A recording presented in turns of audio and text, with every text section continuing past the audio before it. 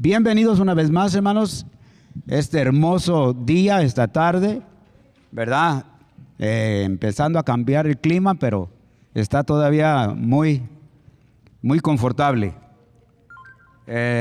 Si hay alguno todavía, hermano, que por alguna razón no pudo llegar ahora y nos está viendo a través de los medios de comunicación, YouTube, gócese con nosotros porque a mí me tocó hace unas cuantas semanas, no pude llegar. Igual, hermano, lo vi a través de YouTube.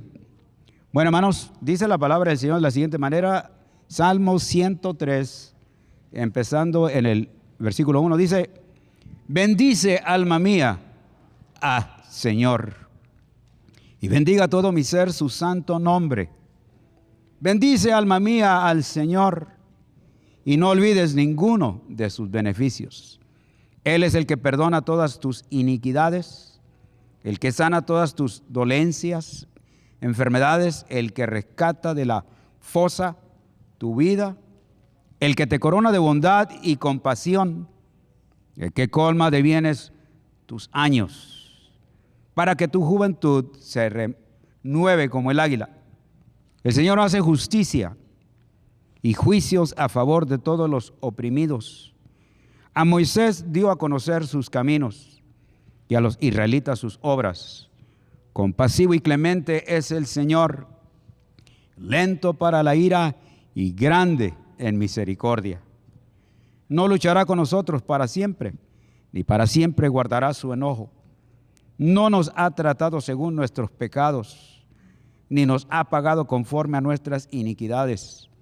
Porque como están de altos los cielos sobre la tierra, así es de grande su misericordia para los que le temen. Como está de lejos el oriente del occidente, así alejó de nosotros nuestras transgresiones. Como un padre se compadece de sus hijos, así se compadece el Señor de los que le temen, porque Él sabe de qué estamos hechos. Se acuerda de que solo somos polvo. Imagínense, hermano, y así, sin embargo, nos recuerda las bendiciones de Dios, ¿verdad? Que no nos olvidemos. ¿Por qué, hermano? Porque Él es bueno. Nosotros sabemos, hermano, que el único bueno es Dios. No hay nadie, ¿verdad? Nosotros hacemos cosas buenas porque le seguimos. Pero recordemos, hermanos, que el Señor dijo en respuesta a alguien, le dijo: ninguno hay bueno más que Dios. Pero, hermano, porque tenemos el Espíritu de Dios, podemos hacer cosas buenas, ¿verdad? Como Dios. Vamos a orar. Padre Celestial, en esta hermosa tarde, una vez más, te damos gracias, Señor, por ese deseo, esa necesidad que tú pones en nosotros, de estar, Señor, acudiendo siempre a todas las reuniones, mi Dios, como esta, donde, Señor, nos reunimos como tu iglesia, como el cuerpo de tu iglesia, Señor, para adorarte, bendecirte. Señor, mostramos gratitud, porque tú sabes, Señor, de dónde nos sacaste, y nosotros también lo sabemos. No hay nada, Señor, que pueda transformar una vida y llenarla de paz, tranquilidad, aún en medio de las aflicciones en esta vida. Padre, te damos gracias, y ahora, Señor, ayúdanos a poner nuestra mente en lo que estamos haciendo, porque, Padre, ahí es donde tú ves nuestros motivos de adorarte en espíritu y en verdad. En el nombre de Jesús. Amén. Vamos a estar en Éxodo capítulo 11. Éxodo 11, estamos continuando nuestro estudio. Gracias, hermanos, a todos los que llegaron a ayudar el viernes. Tuvimos una carpa de oración. Mucha gente llegó a recibir oración para su trabajo, para cosas que están pasando ahora. Gracias a todos los que llegaron a ayudar, también a limpiar y todo. Éxodo capítulo 11. Estamos estudiando los primeros 15 capítulos del libro de Éxodo. Y ya estamos llegando casi al final. Estamos en la área de las plagas. Hoy vamos a ver la última plaga. Dios envía a Moisés a hablar con el faraón, a decirle: Ya es tiempo de liberar a mi pueblo de esclavitud después de 400 años. El faraón se rehúsa, así que Dios envía plaga tras plaga, cada una más severa que la otra. ¿Para qué? Para demostrarle quién es Él, dice, para que sepan quién soy yo. Y hoy vamos a llegar ya a la última plaga, la 10ª y última plaga. Estamos en el 10. Y vamos a pasar 2 semanas en esta plaga. El día de hoy vamos a ver el anuncio de la plaga. La próxima semana veremos la plaga en sí. Vamos a Éxodo capítulo 11. Voy a empezar a leer del 10:27, solo para ponerlo en contexto. Éxodo 10:27 y todo el 11. Pongámonos de pie para leer la palabra de Dios. Dice la palabra de Dios en Éxodo 10:27. Dice, pero Jehová, y este es al final de la 9ª plaga, pero Jehová endureció el corazón de Faraón y no quiso dejarlos ir. Y le dijo Faraón, retírate de mí, guárdate que no te vea más mi rostro, porque en cualquier día que vieras mi rostro morirás. Y Moisés respondió, bien has dicho, no veré más tu rostro. Éxodo 11, comenzando. Jehová dijo a Moisés, una plaga traeré aún sobre Faraón y sobre Egipto, después de la cual él os dejará ir de aquí, y seguramente os echará de aquí del todo. Habla ahora al pueblo, y a cada uno pide a su vecino y a cada uno a su vecina alhajas de plata y de oro. Y Jehová dio gracia al pueblo en los ojos de los egipcios. También Moisés era tenido por gran varón en la tierra de Egipto, a los ojos de los siervos de Faraón y a los ojos del pueblo. Dijo pues Moisés, Jehová ha dicho así, a medianoche yo saldré por en medio de Egipto, y morirá todo primogénito en la tierra de Egipto, desde el primogénito del faraón que se sienta en su trono, hasta el primogénito de la sierva que es tras el molino, y todo primogénito de las bestias. Y habrá un gran clamor por toda la tierra de Egipto, cual nunca hubo, ni jamás habrá. Pero contra todos los hijos de Israel, desde el hombre hasta la bestia, ni un perro moverá su lengua, para que sepáis que Jehová hace diferencia entre los egipcios y los israelitas. Y descenderán a mí todos estos tus siervos, e inclinados delante de mí dirán, vete tú y todo tu pueblo que está debajo de ti. Y después de esto yo saldré. Y salió muy enojado de la presencia de Faraón. Y Jehová dijo a Moisés, Faraón no os oirá, para que mis maravillas se multipliquen en la tierra de Egipto. Y Moisés y Aarón hicieron todos estos prodigios delante de Faraón, pues Jehová había endurecido el corazón del Faraón y no envió a los hijos de Israel fuera de su país. Padre Celestial, gracias te damos, Señor, por tu palabra. Te bendecimos, Señor, por este gran tesoro de instrucción que nos has dejado. Te pedimos, Padre, que al recibirla, al oírla, que nos ayude, Señor, a redarguirnos, a buscar áreas en nuestras vidas que tú nos estás advirtiendo y llamando para cambiar. Ayúdanos a salir de este lugar un poco diferente a lo que entramos y que este sermón continúe después de salir de la iglesia el resto de la semana reflejada en nuestras vidas. Te damos gracias en el nombre de Cristo Jesús. Amén. Pueden tomar asiento, hermanos. Hoy llegamos a la culminación del juicio de Dios sobre el pueblo egipcio, la 10ª plaga, que es la muerte del primogénito. Todas las plagas que hemos visto han sido una manifestación del poder de Dios, el poder de Dios sobre esos dioses de los egipcios, los dioses falsos. Y vimos la semana pasada cómo cuando Dios envía esta tiniebla, lo que está haciendo Dios aquí está reversando la creación en la tierra de Egipcio. Está regresando a Egipto como estaba antes de la creación del mundo. Está deshaciendo la tierra, removiendo la vegetación, removiendo el agua, removiendo la fuente de alimento y removiendo la luz. Y si vimos la semana pasada en Génesis 1, así estaba el mundo desordenado en tinieblas antes que llegue Dios. Y hoy vamos a ver que en esta última plaga Dios reversa la corona de la creación, la vida. Esta plaga Dios trae muerte en el primogénito de cada hogar egipcio. Así que hoy vamos a ver el anuncio de esta plaga. Las siguientes semanas veremos la plaga es ejecutada.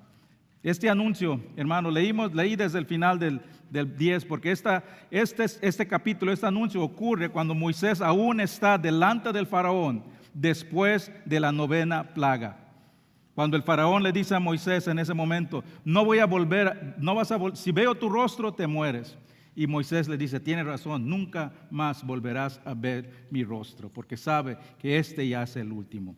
Estos son los 3 puntos que vamos a ver el día de hoy en esta última plaga. Vamos a ver la profecía cumplida, el primogénito condenado y la preferencia del corazón.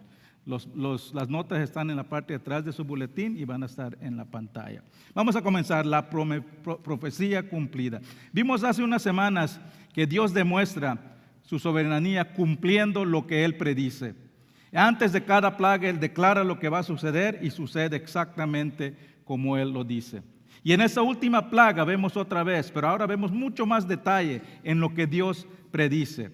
En este pequeño capítulo 11 está lleno de predicciones de lo que Dios hará y nos demuestran de que Dios es un agente activo en todos los eventos del futuro.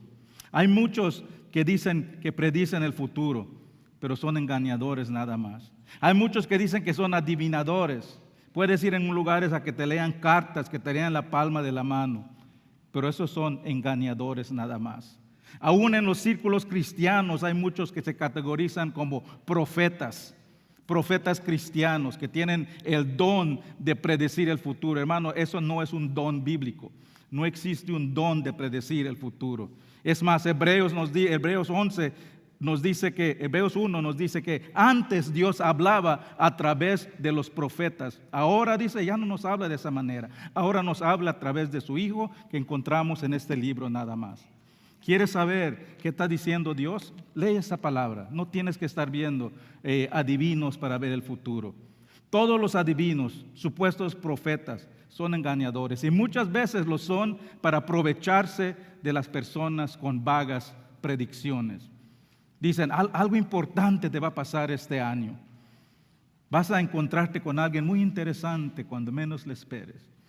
Una persona conocida va a pasar por adversidades. Estas predicciones, hermanos, tienen menos valor que esas predicciones en las galletas chinas, en las galletitas.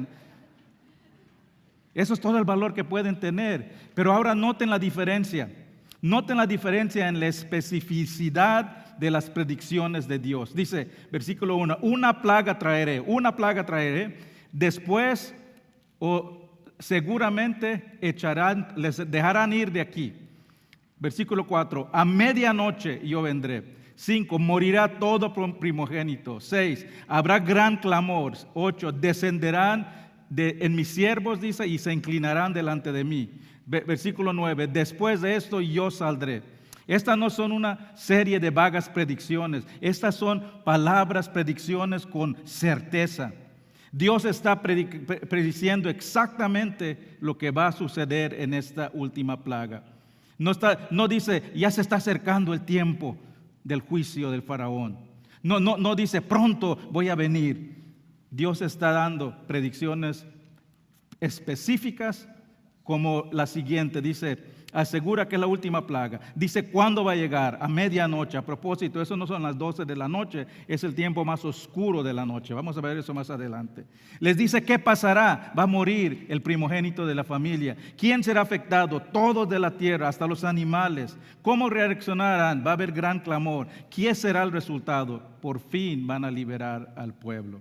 Estas son predicciones específicas. Dios está diciendo lo que sucederá, cuándo sucederá, cómo sucederá, qué será la reacción, qué será el resultado. Ahora, hermano, es importante recordar que Moisés escribe este libro después que ya ocurren estos eventos, mientras el pueblo de Dios está navegando por el desierto. Después de salir de Egipto, el pueblo de Dios vagó 40 años en el desierto.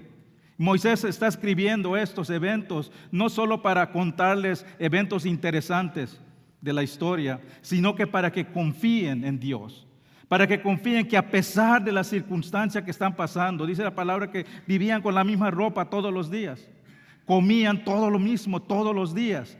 A pesar de lo que están pasando, estaban siendo atacados constantemente. Moisés escribe esto para que sepan que Dios siempre está en control. Para que confíen en todo lo que está pasando, que Dios que los liberó está con ellos y tiene un propósito para ellos. Para que entiendan que las adversidades que están pasando no significa que Dios ha perdido el control. Cantamos el canto que dice, nunca pierdes el control, porque Dios nunca pierde el control. Él siempre es soberano en todo. Proverbios 16:9 dice, el corazón del hombre piensa su camino, mas Jehová endereza sus pasos. Hermanos, es importante confiar en Dios cuando estamos en las adversidades. Es importante confiar de que Él no nos abandona, que Él está a nuestro lado. Es importante confiar que Él está obrando a través de esas situaciones. Pero también es importante entender que Dios no solo está reaccionando a las circunstancias de la vida, Él está en control. Él siempre está al control. Estudiamos hace unos meses la vida de José. Si se acuerdan, al principio de este año vimos la vida de José, un joven que sufrió mucho.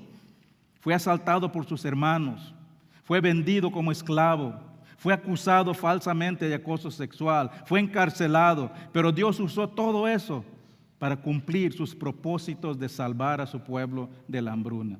Y cuando por fin se vuelve a reunir José con sus hermanos que lo asaltaron, que lo vendieron, que le dieron por muerte, ¿qué dice José? Génesis 50:20. Vosotros pensasteis mal contra mí, mas Dios lo encaminó para bien. Hay una palabra importante aquí, hermanos, lo encaminó. José no está diciendo, qué bueno que Dios arregló todos los problemas que ustedes hicieron. No, José dice, desde el principio Dios está encaminando todo. Dios no solo respondió a la maldad de los hermanos, Dios no está sentado ahí arriba en el cielo y dice, ay no, ya la arregló el hermano David otra vez, tengo que bajar a arreglar ese problema. No, hermano, Dios está encaminando todo desde el principio. Él está en total control. Él dirige todo. Él está soberano. Él es un agente activo en las actividades de nuestras vidas.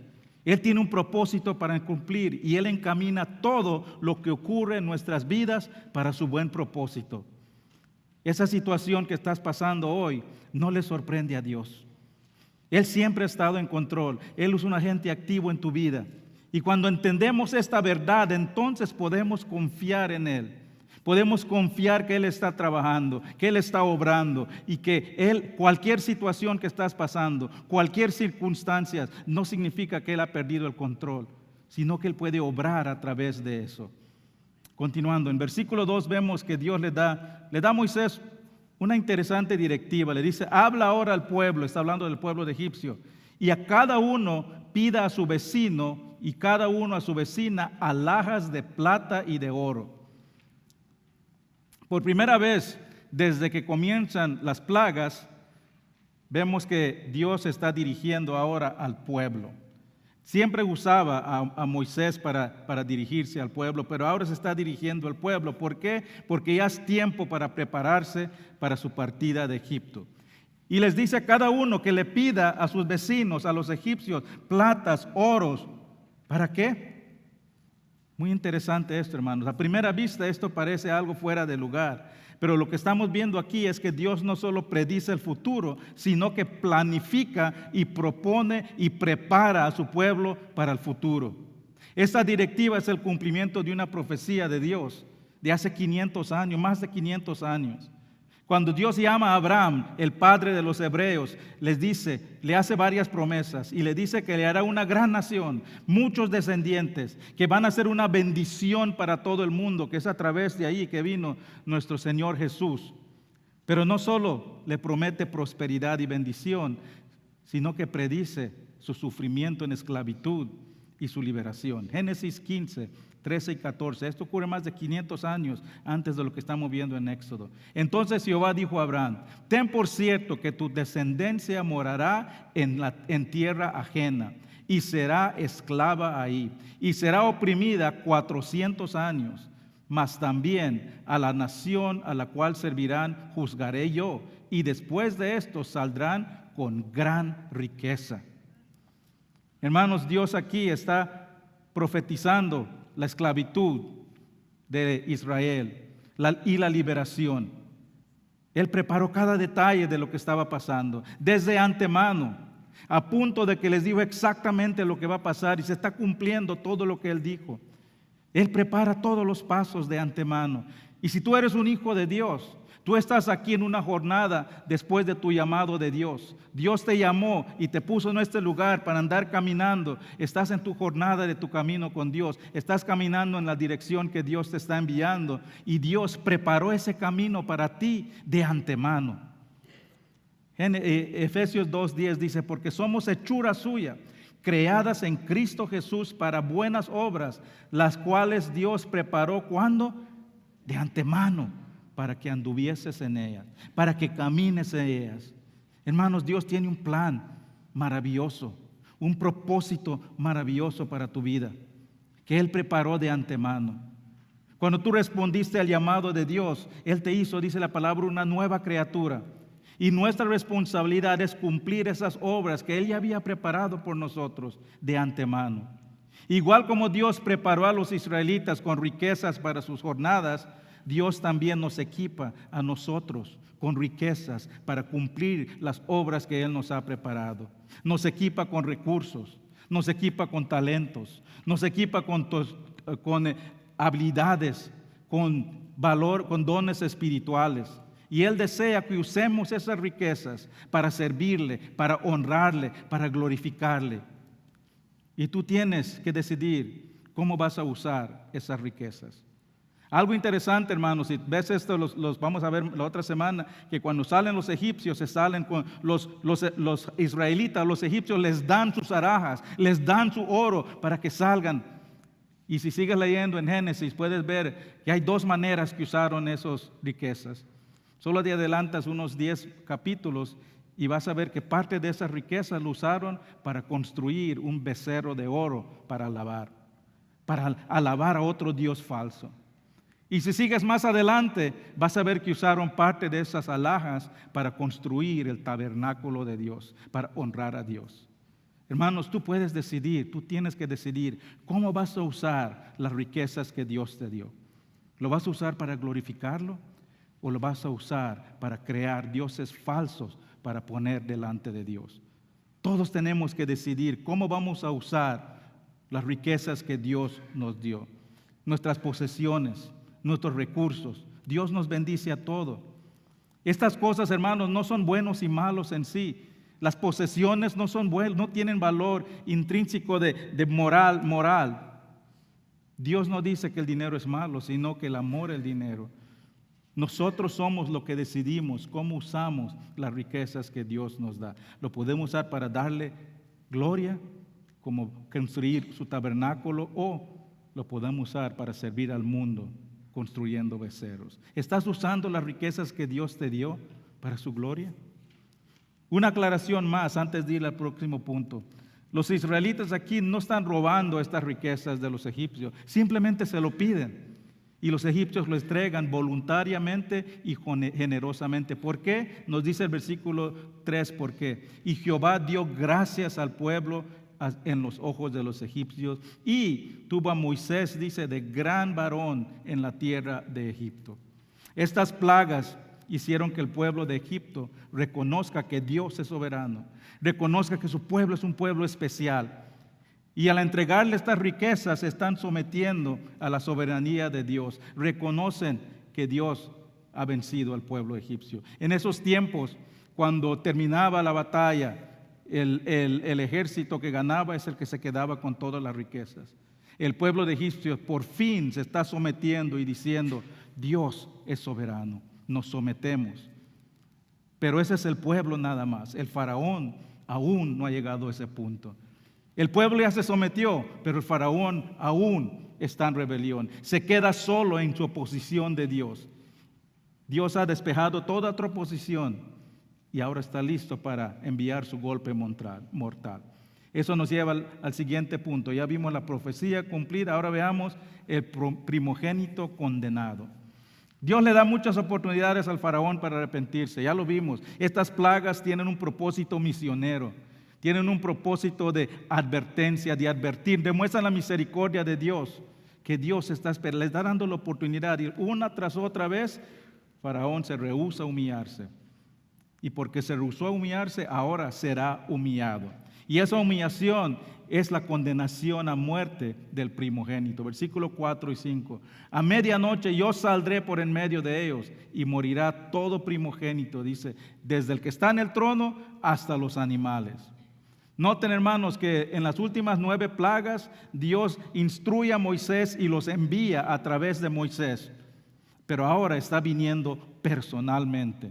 Dice, a medianoche yo saldré por medio de Egipto.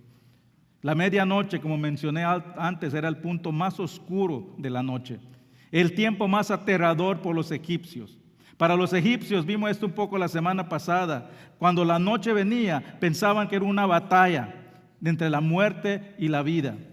Una batalla entre el Dios de la oscuridad y el Dios de la vida, que es el Dios de la luz, Ra, que era el faraón, era pensado que era el Dios.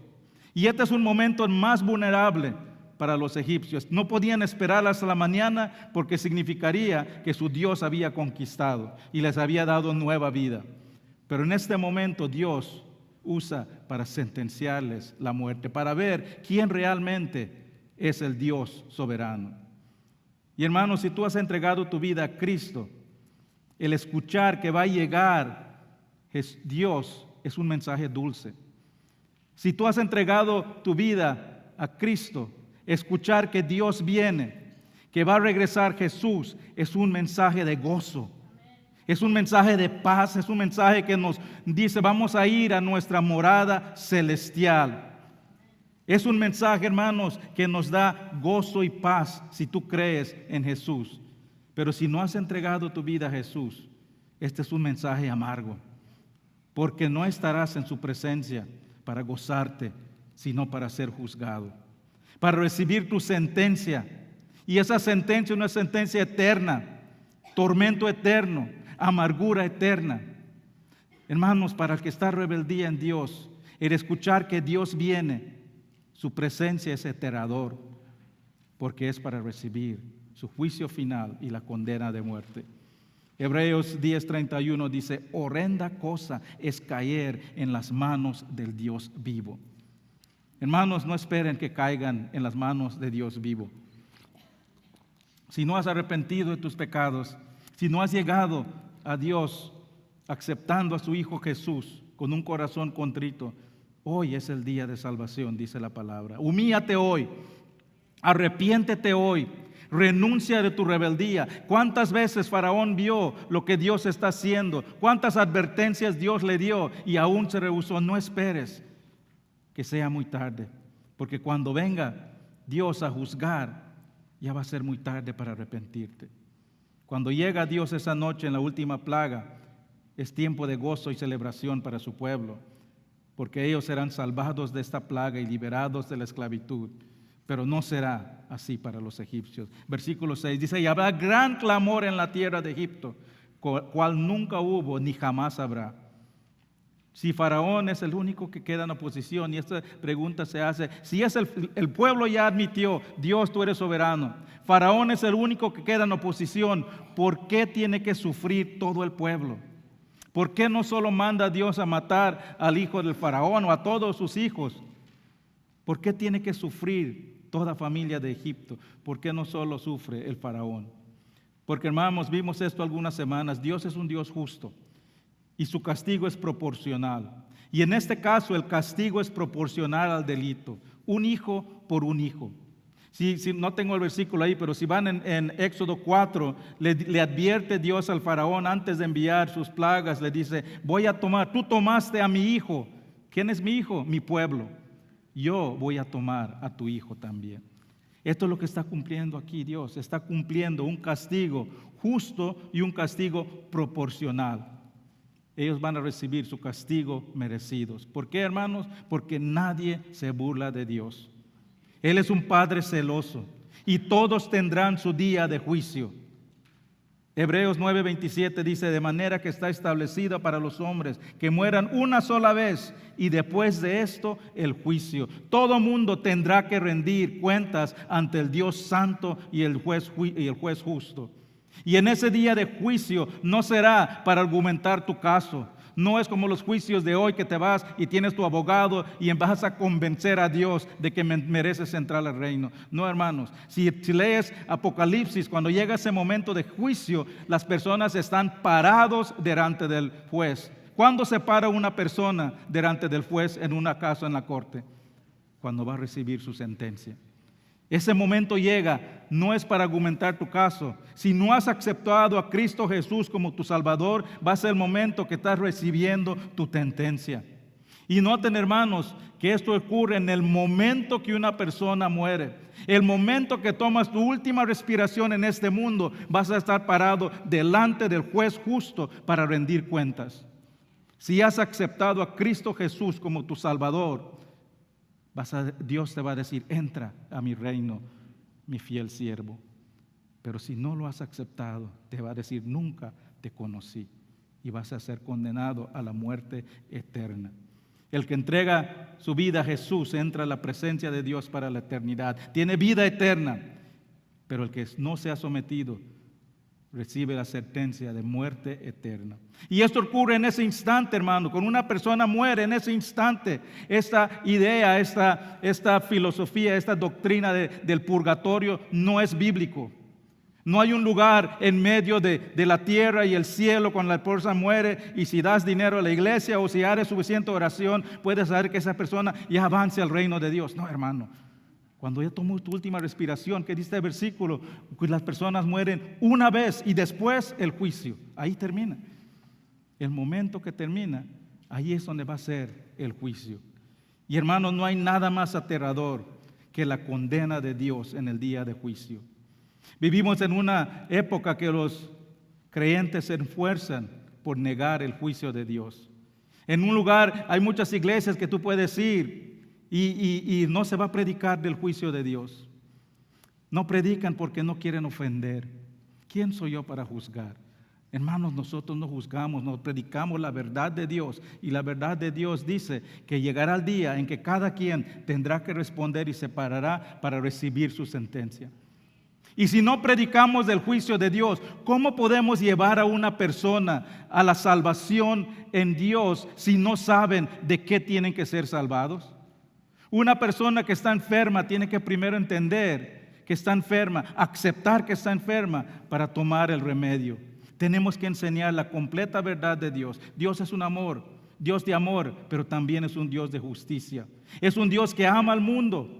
Envió a su Hijo a morir por los pecados para evitar esa sentencia, ese juicio final. Pero también es un Dios justo que juzga al que rechaza a su Hijo. Romanos 2, 5 y 8 dice: por tu dureza y por tu corazón no arrepentido, atesoras por ti mismo ira para el día de la ira, que es el día de juicio y de la revelación del justo juicio de Dios, el cual pagará a cada uno conforme sus obras. Vida eterna a los que, preservando en bien hacer, buscan gloria y honra e inmoralidad, pero ira y enojo a los que son contenciosos y no obedecen la verdad. ¿En qué lado quieres estar? ¿Quieres estar en el lado del Dios justo o quieres estar en el lado del enemigo de Dios?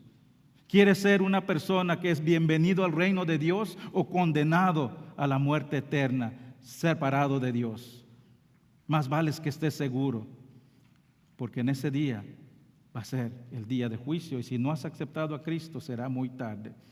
Yo quiero, hermano, yo quiero estar en el lado del Dios soberano en ese día de juicio. Yo quiero estar en ese lado del Dios que yo he adorado y servido, que me va a dar la bienvenida al reino de Dios. Y si tú no estás seguro dónde estás, en qué lado estás de ese juicio, no es muy tarde. Aún hay tiempo de someterte ante Dios en un corazón arrepentido. Eso nos lleva al último punto. Ya vimos la profecía cumplida, el primogénito condenado. Ahora veamos la preferencia del corazón. Al final del capítulo 8 hay una frase interesante cuando Moisés se aparta del faraón por última vez. Dice el versículo 8: y salió muy enojado de la presencia de faraón. ¿Por qué se va Moisés enojado? ¿Por qué se va Moisés? ¿Por qué está furioso de salir de ahí? La Biblia no nos dice, pero yo creo, hermanos, que Moisés está enojado porque ya sabe lo que está viniendo. Ya sabe que ya no hay más oportunidad. Y lo confirma Dios, versículo 9 dice, y Jehová dijo a Moisés, Faraón no os oirá. Moisés sale enojado por la terquedad, por la impertinencia del Faraón, que se rehúsa a someterse a Dios. El Faraón ha visto con sus propios ojos quién es Dios. Ha visto el poder de Dios, ha visto el juicio de Dios. Su país está en ruina, el pueblo está sufriendo, pero aún así se rehúsa a someterse a Dios. Prefiere derribar su nación en vez de arrodillarse ante el misericordioso Dios. Moisés está enojado porque sabe que el faraón está a punto de recibir el juicio más severo de Dios y está arrastrando a todo su pueblo con él por su orgullo. Hermano, cuando yo veo personas, padres, madres, familias que rechazan a Jesús, me duele porque no saben cuánto están afectando, a quién más están afectando. Que están privando a sus hijos, a sus nietos, a tus futuras generaciones de conocer a Dios. Si tú estás aquí, si tú eres un joven y estás aquí, las decisiones que tú tomas ahora para Dios no solo te afectan a ti, afectan tus futuras generaciones, tus hijos, tus nietos, personas que tú no vas a conocer. Tus decisiones de hoy lo afectan. Una persona dijo, cuando estás siguiendo a Dios, cuando siembras en la fe de Dios, tu vida en la fe de Dios, estás sembrando semillas de árboles que otros disfrutarán su sombra. No sabes quién va a disfrutar la sombra del legado de fe que estás dejando. Pero hermanos, muchas personas rechazan a Dios por orgullo, sin tomar en cuenta el daño que le están haciendo a los que los siguen, igual como el faraón. Hace muchos años, cuando éramos maestros de niño, mi esposa y yo, había una familia muy fiel, tenían hijos de la misma edad de nuestros hijos, y estaban muy involucrados en todo de la iglesia, la esposa con las damas, el padre con varones, y de un día a otro dejaron de venir a la iglesia. Nunca oímos más de ellos otra vez. Y supe después que el padre tuvo un desacuerdo con un líder de la iglesia, se fue enojado y no permitió que su familia regrese. Hermanos, yo siempre he dicho, la iglesia no es perfecta. Si estás buscando una iglesia perfecta y lo encuentras, no vayas, porque ya no va a ser perfecta. No hay iglesia perfecta. Si tú estás en la iglesia por un tiempo, alguien va a decir algo que no te va a gustar. Alguien te va a ver de una manera que no te va a gustar. Somos humanos, somos imperfectos. Y a veces Dios nos pone en esas situaciones para bajarnos unas rayas del orgullo, para que aprendamos a humillarnos como Él lo hizo para nuestro bien. Y la manera que respondemos cuando nuestro orgullo es lastimado afecta a otros, afecta a nuestros hijos, afecta a nuestros nietos, a futuras generaciones. La manera que respondemos acerca a otros a Dios o los aleja de Dios. No seamos como el faraón que por orgullo aleja a todo su pueblo de Dios y los lleva al camino de la perdición. Aunque no lo quieras, aunque no lo pienses, alguien está viendo tus decisiones, tus pasos. Alguien está viendo cómo respondes a las situaciones de la vida. El faraón causó la destrucción de su país, de su pueblo, por la dureza de su corazón. Versículo 10, y Moisés y Aarón hicieron todos estos prodigios delante del faraón, pues Jehová había endurecido su corazón.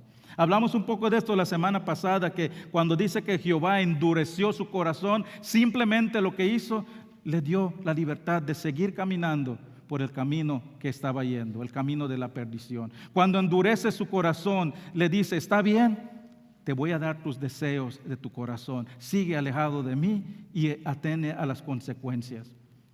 A veces el faraón dice que Dios, a veces la palabra dice que Dios endureció su corazón, a veces que su corazón fue endurecido, pero simplemente está continuando en su camino de perdición.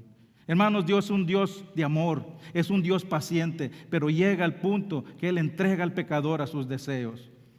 Y últimamente la decisión de someterse a la soberanía de Dios es una decisión personal. Dios desea que todos lo conozcan, que todos escojan el camino de la vida eterna. Segunda de Pedro 3:9, vimos esto también la semana pasada. El Señor no retarda su promesa, según algunos tienen por tardanza, sino que es paciente con nosotros, no queriendo que ninguno perezca, sino que todos procedan al arrepentimiento. Dios desea que todos procedan al arrepentimiento. Pero Él nos creó con un libre albedrío para escoger libremente el camino de la salvación, para libremente escoger amarlo y seguirlo. Él podía forzarnos a amarlo, pero eso no es un amor sincero. Si tienes que forzar a tu esposa que te ame, eso no es amor.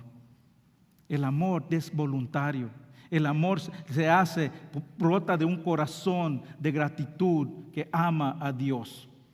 Él nos creó y Él quiere que escojamos amarlo. La salvación, hermanos, es un balance maravilloso entre la soberanía divina de Dios y la decisión personal del hombre. El sacrificio de Jesús fue suficiente para pagar el castigo de toda la humanidad. Dice Juan 3:16 que Dios murió ¿para quién? Para el mundo.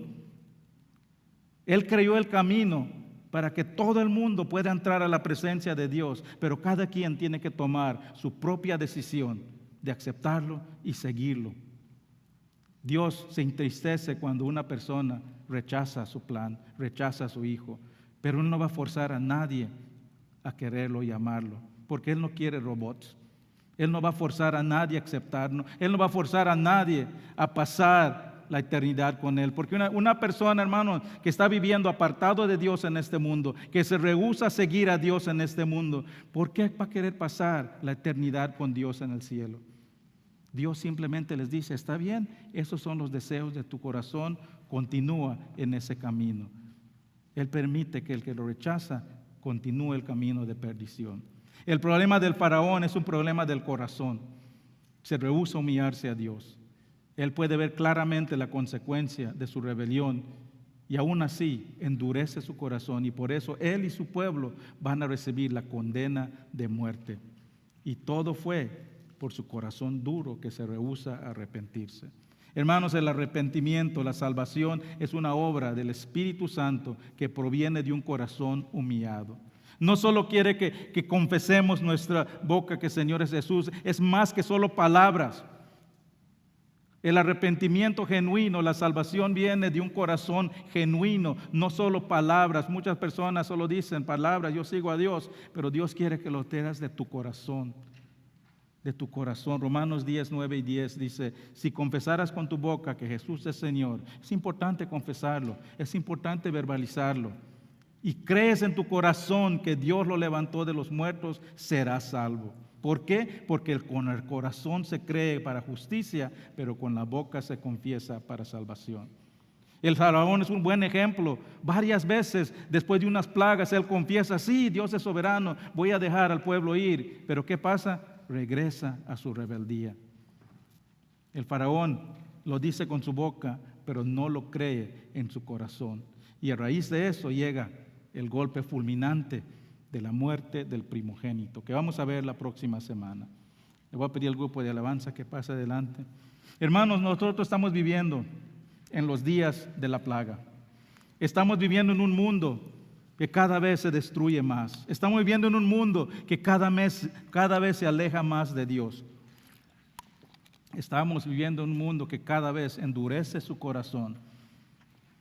Pero aún hay tiempo para humillarse y arrepentirse ante el Dios soberano. Vimos el versículo que Dios no desea que nadie perezca. Por eso Él envió a su Hijo para pagar el precio del pecado que ni tú, ni yo, ni nadie puede pagar. Él envió a su Hijo a cumplir, a vivir una vida perfecta que nosotros no pudimos vivir. Y cuando Él murió en la cruz, Él murió por el pecado de todo el mundo. El juicio de Dios cayó sobre Jesús. Y cuando tú pones tu fe en esa obra de Jesús, eres justificado ante Dios, dice la palabra de Dios. Recibes su justicia. Y todo el que pone su fe en Jesús es liberado del juicio final de Dios. Y Él va a regresar, igual como dice, yo vendré, Dios, en este juicio. Jesús va a regresar a juzgar al mundo. Y va a ser tiempo de gozo y celebración para su pueblo. Pero para los que están en rebeldía en Dios va a pasar lo mismo que pasó con esta última plaga. Habrá clamor como nunca antes visto. Dice la palabra que habrá crujir de dientes de tanto dolor. La pregunta que voy a terminar hoy, ¿estás listo por si llega Jesús hoy a juzgar al mundo? ¿Estás listo? ¿Has confesado a Jesús como tu Salvador? ¿Lo has creído en tu corazón? Si no estás seguro, si nunca has entregado tu vida a Jesús, no es muy tarde. Hoy se puede hacer. Hoy es el día de salvación. Solo tienes que decir lo que vimos en el último versículo, confesar con tu boca a Jesús como Señor y creer que Dios lo levantó de los muertos. Si nunca has hecho eso, si nunca has hecho esa confesión, te quiero dar la oportunidad. Pasa adelante. Si tienes preguntas, aquí estaré, te puedo contestar las preguntas. Si necesitas oración, va a haber personas aquí para orar contigo si necesitas. Y si tú ya confesaste a Jesús como tu Salvador, como tu Señor, gloria a Dios. Y eso es motivo de agradecimiento. Pasa adelante si Dios te ha hablado a tu corazón para expresar tu agradecimiento. Padre Celestial, ayúdanos, Padre. Ayúdanos, Padre, para no tener un corazón duro al ver todas las evidencias de tu soberanía. Ayúdanos, Padre, a ser personas, Señor, que se acercan a ti con un corazón arrepentido y contrito. Ayúdanos, Padre, a conocer que tú estás en control de todos aspectos de nuestras vidas y aferrarnos a ti, que eres la única roca firme en medio de todo lo que está pasando. Padre, hay tantas circunstancias en la vida que nos pueden desesperar, que nos roban el gozo y la paz. Ayúdanos a entender que solo aferrados a ti podemos pararnos firmes, mirar hacia adelante y tener esa paz que sobrepasa todo entendimiento, porque es una paz que proviene de ti y no del mundo. Si hay alguien aquí, Padre, que ha escuchado tu palabra y su corazón se ha conmovido, que no tenga pena de pasar adelante. Te damos gracias, Señor, en el nombre de Cristo Jesús. Amén. Pongámonos de pie. Vamos a adorar a Dios una vez más con este canto. Si Dios te ha hablado a tu corazón, no tengas pena. Pasa adelante. Si quieres expresar gratitud, pasa adelante, inclínate ante Dios. Necesitas oración, pasa adelante, que hay personas aquí que pueden orar por ti.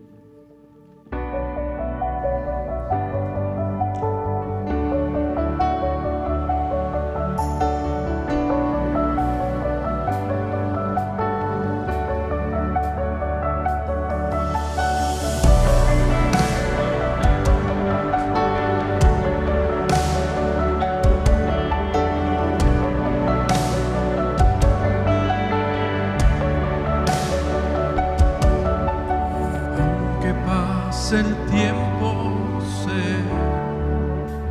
que tu promesa cumplirás.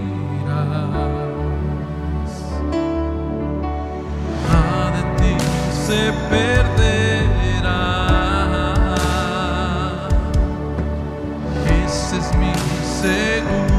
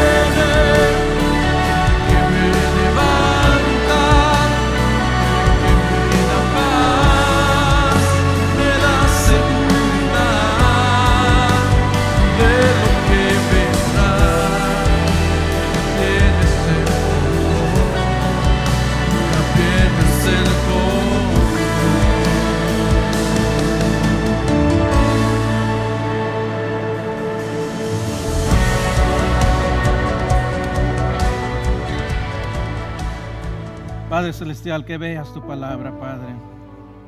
Padre, ese tesoro de instrucción que escrito hace miles de años, Padre, que aún hoy nos enseña, nos redarguye y nos equipa para la obra que tú has tenido por nosotros, preparado de antemano.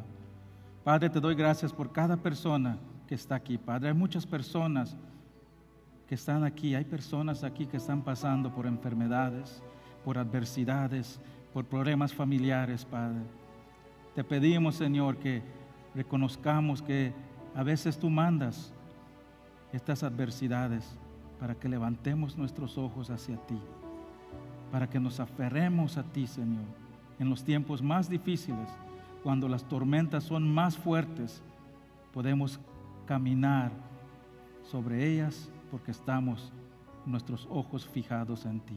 Ayúdanos, Padre, a nunca quitar nuestros ojos de ti. Te damos gracias por este día, Señor, por cada persona que está aquí. Te damos gracias, Señor, que nos has traído otra vez y nos ayudes, Padre, a tener esta palabra en nuestro corazón al salir de este lugar, en todo lugar que vayamos esta semana, que sintamos el gozo de tu presencia y que otros puedan ver en nosotros que hemos estado contigo.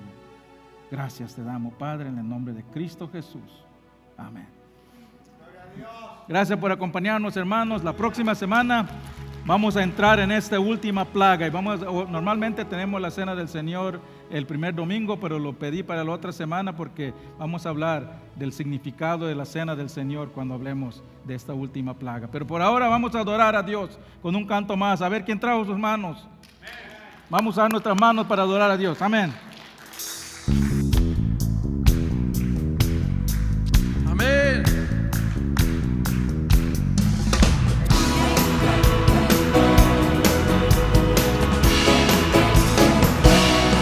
Toma mi vida, te entrego mi amor. Eres todo lo que siempre yo busqué. Tú llenas mi espacio de un nuevo soñar.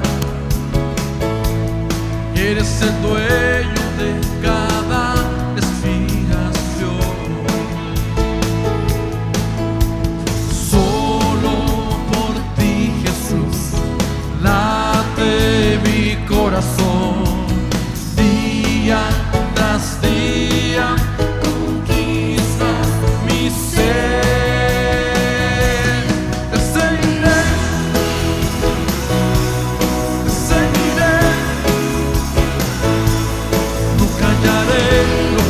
Despiertas tú en mí, nada podrá alejarme de ti, como una estrella brilla en mi oscuridad. Te entrego mi, que tengan lindas hermanas, hermano.